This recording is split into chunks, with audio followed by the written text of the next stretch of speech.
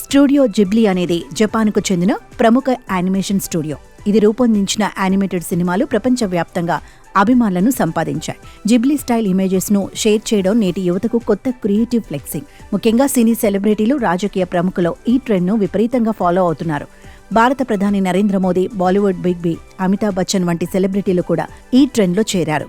Ghibli ఫోటోల కోసం ఒక్కసారిగా జనం ఎగబడ్డారు. దాంతో చాట్ జీపీటీ సర్వర్లో డౌన్ అయ్యే స్థాయికి వెళ్లాయి.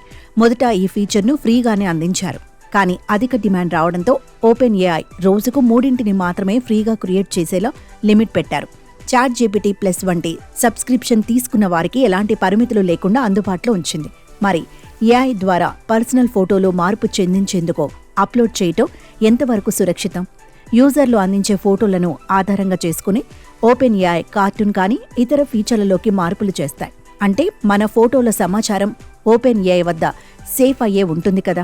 భవిష్యత్తులో ఈ డేటా ప్రమాదకరమైన విధంగా ఉపయోగించే అవకాశం లేకపోలేదని పలువురు నిపుణులు అభిప్రాయపడుతున్నారు.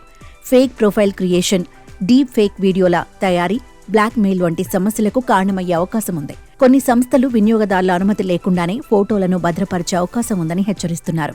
యూజర్లు ఫోటోలు బాగా ఉన్నాయని, ఉచితంగానే అందిస్తుందని ఆలోచించకుండా ఫోటోలను అప్లోడ్ చేయడం మంచిదైతే కాదు.